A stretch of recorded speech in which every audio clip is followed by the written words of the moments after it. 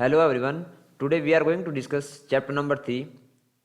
Now we are going to discuss all chapter analysis our changing earth यानी कि हमारी बदलती पृथ्वी. So let's start.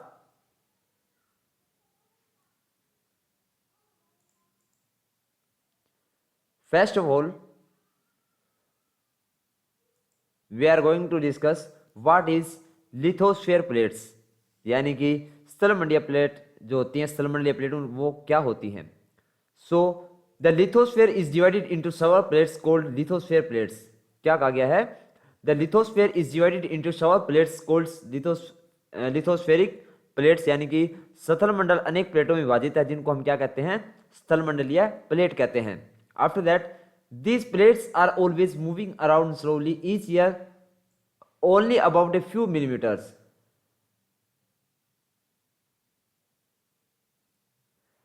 ये जो प्लेटें होती हैं हमेशा धीमी गति से चारों तरफ घूमती हैं और प्रत्येक वर्ष कुछ ही मिलीमीटर के लगभग यानी कि this plates are always moving around slowly each year only about a few millimetres. ये जो प्लेटें होती है क्या करती हैं? धीमी गति से चारों ओर घूमती हैं और हर साल में कुछ ही मिलीमीटर के लगभग ये इधर से उधर खिसकती हैं. After that this is due to the motion of the molten magma inside the earth. क्या कहा गया है?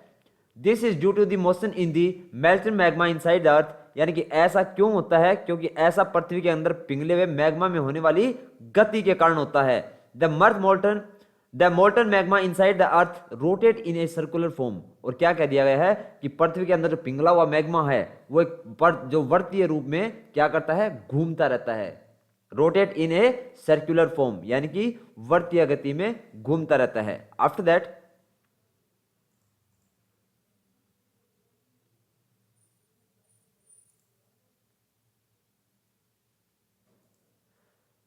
the force that occur in interior of earth are called endogenous forces.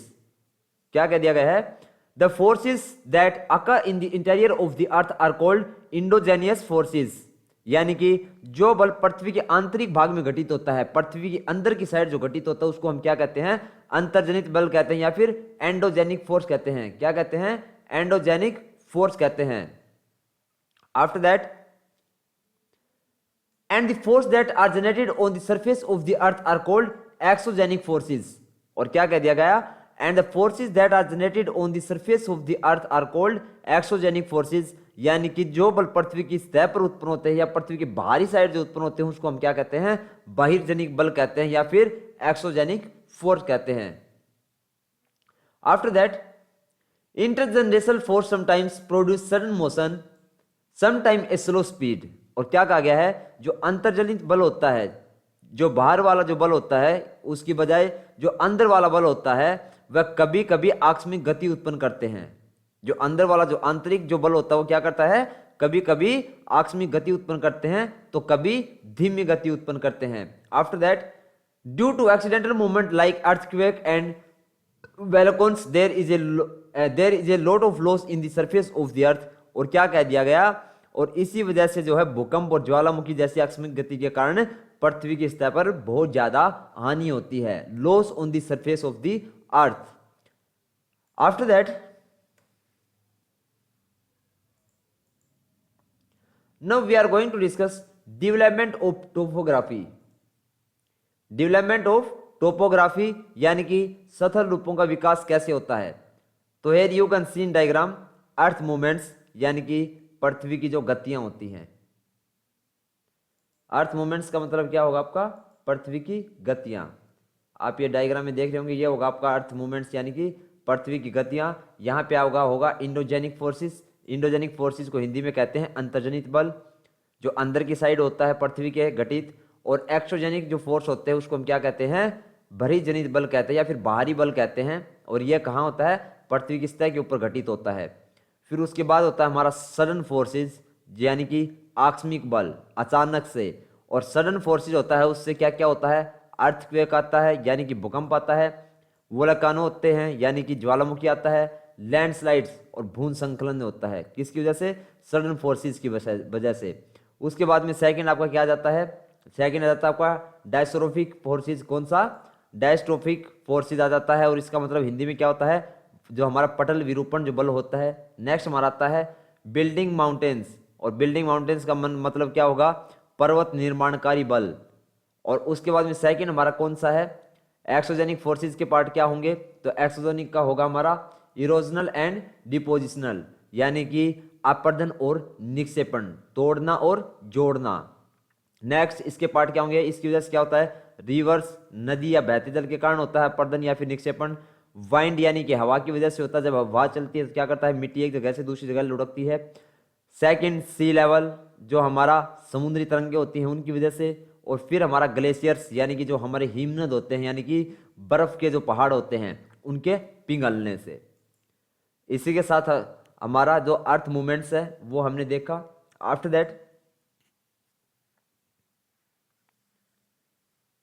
Volcanic, volcanic क्या होते हैं आपके, वोल्केनिक का मतलब होता है आपका ज्वालामुखी। So now we are going to discuss volcanic. A volcano is an opening on the crust that make molten material come out suddenly।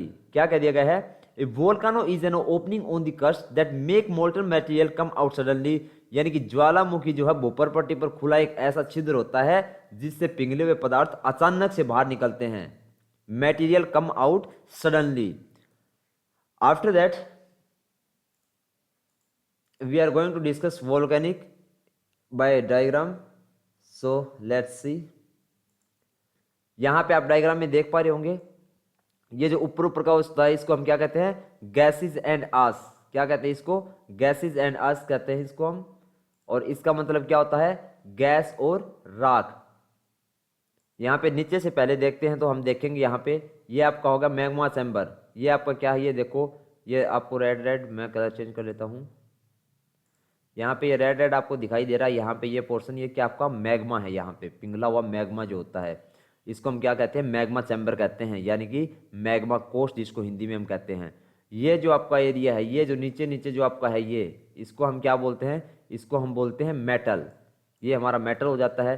फिर उसके बाद में ये जो आपको इस एरिया में जो दिखाई दे रहा है यहाँ से यहाँ तक, ये जो दिखाई दे रहा है येलो येलो, इसको हम क्या कहते हैं, इसको कहते हैं हम कर्स, यानी कि परपट्टी जो हमारी भूमि की होती है।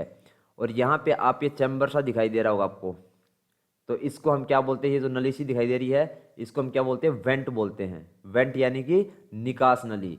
और यहाँ पे आप देखेंगे कि ये जो साइड से जो ये जो भिसा हुआ यहाँ से ये जो बॉर्डर होगा इसको हम क्या बोलते हैं,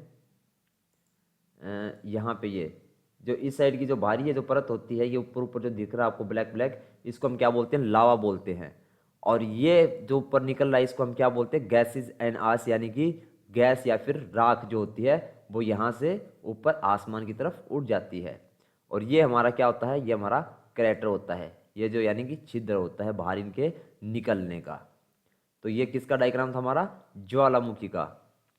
after that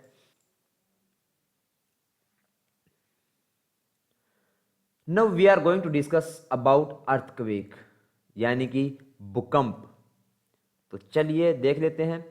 as the terrestrial plates move there is a vibration on the surface of the earth and this vibration move around the earth, this vibration is called earthquake. यानी कि सतल मंडलीय जो प्लेटें होती हैं उनकी गति करने पर पृथ्वी की सतह पर क्या होता है, वाइब्रेशन होता है, कंपन होता है। और यह कंपन पृथ्वी की चारों ओर गति करता है। और इस कंपन को हम क्या कहते हैं, this vibration is called earthquake. और इसी कंपन को हम क्या कहते हैं, भूकंप कहते हैं। After that the place below the earth where the vibration begins is called the origin centre. और क्या कहा गया है, the place below the earth where the vibration begins is called the origin centre. यानी कि भूपर पट्टी के नीचे का वह स्थान जहां पर कंपन शुरू होता है उसको हम क्या कहते हैं, उद्गम केंद्र कहते हैं, ओरिजिन सेंटर कहते हैं। After that and the nearest place on the ground of the origin is called आदि केंद्र। क्या कहा गया है, and the nearest place on the ground of the origin is called आदि केंद्र। और उद्गम केंद्र की भूस्तर पर उसके निकटतम स्थान को हम क्या कहते हैं, आदि केंद्र कहते हैं। After that vibration from the epicentre moves outward as waves. और आदि केंद्र से जो कंपन बाहर की ओर तरफ किस प्रक्रिया द्वारा गमन करता है, तरंगों के रूप में। After that the maximum loss occur near the epicentre, और सबसे ज्यादा जो नुकसान होता है वो कहाँ होता है? अधिकेंद्र के निकटतम जो स्थान होते हैं, जो वस्तुएं होती हैं, उनको सबसे ज्यादा लॉस झेलना पड़ता है। Here you can see diagram of earthquake। तो यहां पे आप देखेंगे ये जो आपको दिखाई दे रही है इसको हम क्या कहते हैं? Plate boundary. ये यहां पे जो आपको दिखाई दे रही है इसको हम कहते हैं प्लेट बाउंड्री। ये होती है हमारी प्लेट बाउंड्री। ये आप नीचे देखो, ये एरो से दिखाई दे रहा आपको। दूसरा महत्व होता है ईपी सेंटर। ईपी सेंटर हमारा क्या होता है? यानी कि केंद्र। ये यहाँ पे आप देखेंगे, ये आपका यहाँ पे ये आपका केंद्र हो जाता है। एक मिनट में कलर चेंज कर लेता हूँ। ये आपका यहाँ पे जो है ये आपका केंद्र हो जाता है। ये होगा आपका यहाँ पे केंद्र हो जाएगा। उसके बाद में नेक्स्ट क्या कहा गया है? Seismic waves radiate out in all directions. क्या कह दिया गया है? Seismic waves radiate out in all direction, यानी कि भूकंप की जो तरंगें होती हैं वो सभी दिशाओं में बाहर की ओर निकलती हैं। आप ये देखेंगे, ये देखो यहाँ से ये जो तरंगे बाहर की साइड जा रही हैं, क्योंकि जैसे जैसे देखो पहले ये छोटी थी, फिर ये बड़ी हो गई, बड़ी हो गई, बड़ी हो गई, तो ये क्या करते हैं? ये बाहर की तरफ जाती हैं हमेशा, जो भूकंप की तरंगें होती हैं, यानी कि पृथ्वी की सतह की तरफ आती हैं। आफ्टर दैट फोकस, यानी कि उद्गम के अंदर उसका क्या होता है? This is where the earthquake occurs. वह स्थान जहां भूकंप उत्पन्न होता है उसको हम क्या कहते हैं? फोकस या फिर उद्गम केंद्र बोलते हैं। It is the origin of seismic energy. और क्या कहा गया है? वह भूकंपीय ऊर्जा का उद्गम केंद्र कहलाता है। After that now we are going to discuss about waterfall. Waterfall को हिंदी में क्या बोलते हैं? जलप्रपात। क्या बोलते हैं वाटरफॉल को हिंदी में? जलप्रपात। तो चलिए जलप्रपात को भी कर लेते हैं।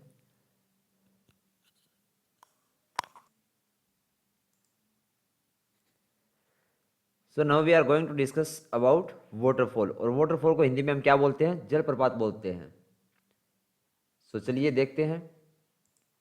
First of all, when a river fall from a sleep sloping waterfall into a very hard rock और sleep sloping valley, it form a waterfall. क्या कहा गया है? When a river falls from a sleep step sloping waterfall into a very hard rock और step sloping valley, it form a waterfall. और जब नदी किसी खड़े ढाल वाले जलप्रपात से अत्यधिक कठोर शैल या फिर खड़े ढाल वाली घाटी में गिरती है तो क्या होता है? जलप्रपात बनते हैं। इट फॉर्म ए वाटरफॉल, यानी कि इसके द्वारा क्या होता है? जलप्रपात बनते हैं। After that the highest waterfall is the angel fall of Venezuela in south America. जो सबसे ऊंचा जलप्रपात है वो दक्षिण अमेरिका का वेनेजुएला का एंजल जलप्रपात है। The other waterfall is the Nigeria Fall on the border of Canada and the United States in North America, and the Victoria Fall on the border of Zambia and Zimbabwe in America. और क्या क्या है कि सबसे ऊंचा जलप्रपात दक्षिण America के वेनेजुएला का एंजल जलप्रपात है। और अन्य जलप्रपात की बात करें तो उत्तरी अमेरिका में कनाडा तथा संयुक्त राज्य अमेरिका की सीमा पर स्थित नियाग्रा जलप्रपात है। और अफ्रीका में जाम्बिया एवं जिम्बाब्वे की सीमा पर स्थित विक्टोरिया जलप्रपात है। After that here you can C diagram of waterfall. जो ये होते हैं यहां पे, इनको हम क्या बोलते हैं? हार्ड रॉक बोलते हैं। इनको हम क्या बोलते हैं?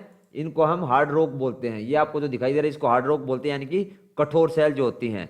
इसके बाद में ये जो होती है क्या होती है? हमारी soft rock undercut by the power of the water, यानी कि जल की शक्ति द्वारा काटे गए मृदु शैल जो होते हैं वो हमारे ये होते हैं। After that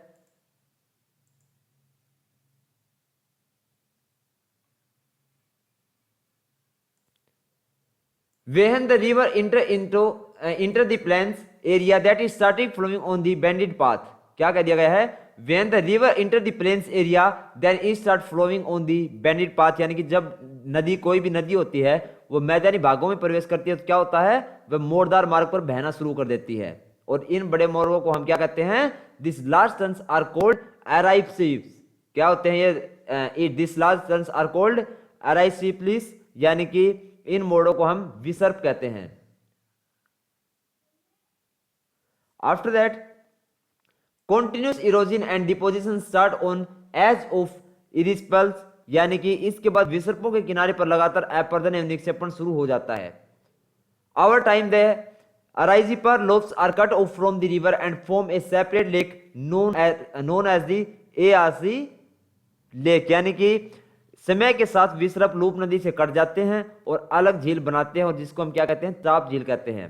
after that reaching the sea, the flow of the river slow down and the river splits into many streams, और समुद्र तक पहुंचते पहुंचते नदी का प्रवाह धीमा हो जाता है और अनेक अन्य धाराओं में विभाजित हो जाती है, विच आर कोल्ड डिस्ट्रीब्यूटरीज, और इनको हम क्या कहते हैं, वितरिका कहते हैं। After that here the river become so slow that is starting deposing debris brought with it, क्या कह दिया गया है, here the river become so slow that it start depositing debris brought with it, और यहां नदी इतनी धीमी हो जाती है कि अपने साथ लाए मलबे का निक्षेपण करने लग जाती है। इस distributary constructs its own mouth, और प्रत्येक वितरिका अपने मुहाने का निर्माण करती है। The delta is form from a collection of sediments of all estuaries, और सभी मुहानों के अवसादों के संग्रह को हम क्या कहते हैं, डेल्टा का निर्माण कहते हैं। After that here you can see in diagram topography created by river in flooded plain, यानी कि बाढ़ कृत मैदान में नदी द्वारा निर्मित स्थलाकृतियां। तो यहां पे आप देखेंगे ऊपर ही ऊपर आपका क्या है, जो फ्लड प्लेन होता है यानी कि बाढ़ का जो मैदान होता है, ये हमारा बाढ़ का मैदान है, ये एरिया, ये हमारे, इसको हम क्या कहते हैं, इसको हम क्या कहते हैं, इस एरिया को ओलेक्स बाउ लेक यानी कि चाप झील हम जिसको बोलते हैं, ये हमारी क्या होगी, लेविस होंगे यानी कि तटबंध जिसको हम बोलते हैं। उसके बाद में ये जो छोटे छोटे आपको यहाँ पे ये दिखा रहे हैं स्मॉल स्मॉल, इसको हम क्या बोलते हैं, मैंडब बोलते हैं यानी कि विसव बोलते हैं। After that function of the sea wave, यानी समुद्री तरंगों के कार्य, क्या दिया गया है, functions of the sea wave यानी कि समुद्री तरंगों के कार्य। तो so discuss coastal topography is form by erosion and deposition of sea waves, यानी कि समुद्री तरंगों के अपर्दन और निक्षेपण से क्या होता है, तटीय स्थलाकृतियों का निर्माण होता है। Sea wave constantly hit the rocks causing crack to develop, यानी कि समुद्री तरंगें लगातार सैलों से टकराती हैं जिससे कि दरारें विकसित होती हैं। They get larger and wider over time, और ये क्या करती हैं, समय के साथ साथ बड़ी और चौड़ी हो जाती हैं। These are called sea caves, और इसको हम क्या कहते हैं, समुद्री गुफा कहते हैं। These are called sea caves यानी कि समुद्री गुफाएं। After that as these cave get bigger only the roof is left in them, और इन गुफाओं के बड़े होते जाने पर इसमें क्या होता है, केवल छत ही बचती है।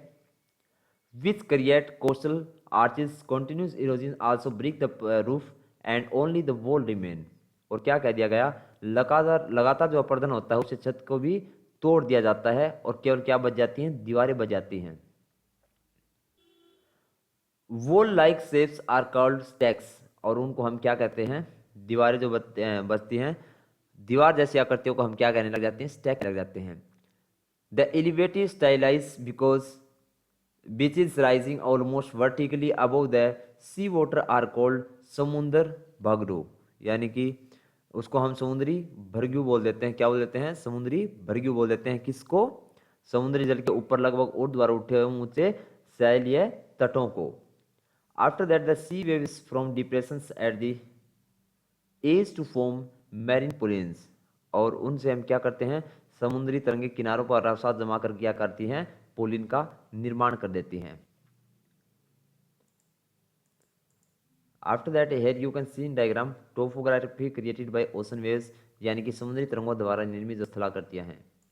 तो इसको हम क्या बोलते हैं, जिसमें छत नहीं बल्कि सिर्फ दीवारें रह जाती हैं, जिसको हम स्टैक बोलते हैं।